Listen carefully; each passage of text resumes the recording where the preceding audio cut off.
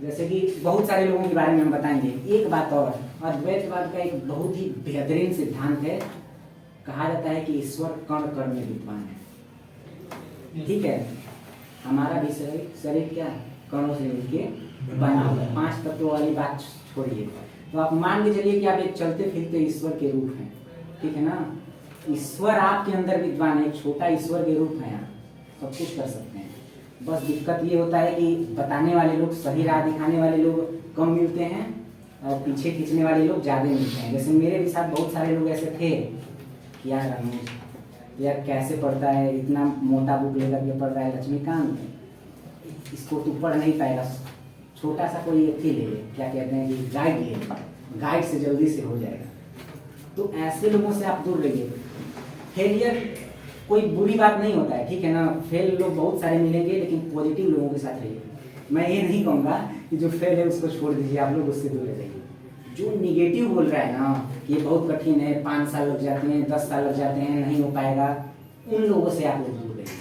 तो अद्वैतवाद का सिद्धांत मानिए। एआई के बारे में अभी आप लोग थोड़ा सा पढ़ रहे होंगे, चैट जीपीटी के बारे में, आर्टिफिशियल इंटेलिजेंस। उसके अंदर आर्टिफिशियल उसको क्यों कहते हैं?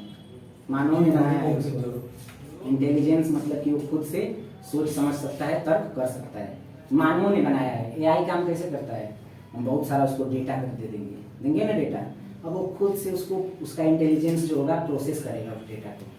हमारे भी अंदर एक एआई है, ये दिमाग इंटेलिजेंस के रूप में इसको कहते हैं, लेकिन ये एआई है। इसको किसने रचा है? आर्टिफिशियल।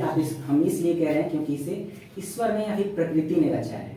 तो आपके भी अंदर एआई है, मतलब किसी विषय पे आप अपना तर्क खुद से जनरेट कर पाते हैं ना, जनरेट कर पाते हैं नहीं?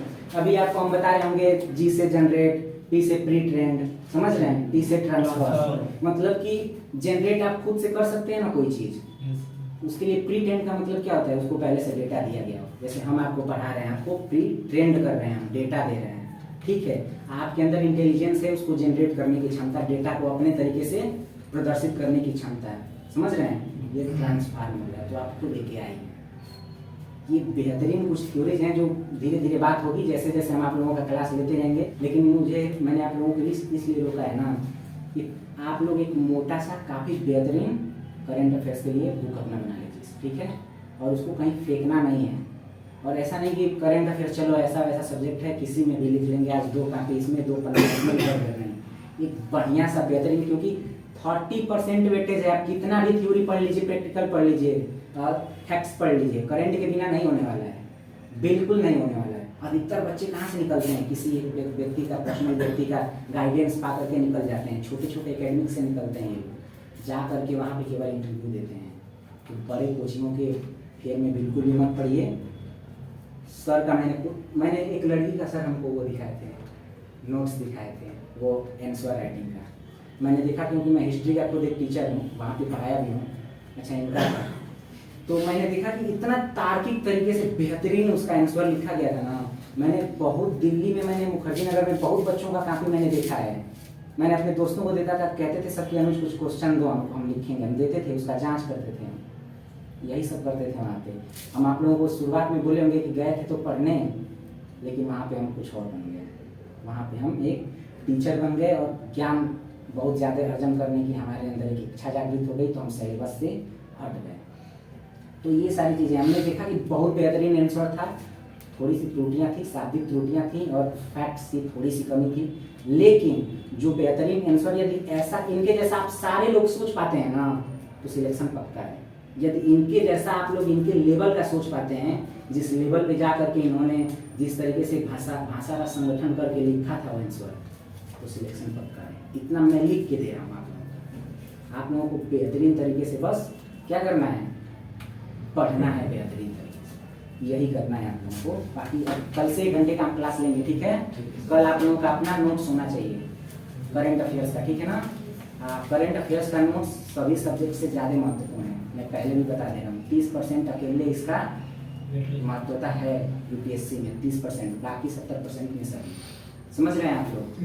और रिवीजन के भी पर्पज से, जैसे कि दल बदल कानून हम पढ़ लिए, हाँ, दल राष्ट्रपति की शक्तियाँ हम पढ़ लिए, महाभियोग हम पढ़ लिए, अमेंडमेंट एक्ट क्या होता है हम पढ़ लिए पॉलिटी में, लेकिन करेंट में वही मुद्दा जब डिस्कस करेंगे हम लोग ना, तो वो एक रिवीजन भी आपका कराएगा पूरे सिलेबस का। और करेंट में केवल पॉलिटी तो पढ़ना नहीं है, इकोनॉमी भी पढ़ेंगे, पॉलिटी भी पढ़ेंगे, ज्योग्राफी भी पढ़ेंगे, सब कुछ पढ़ेंगे, IR भी पढ़ेंगे। समझ रहे हैं आप लोग?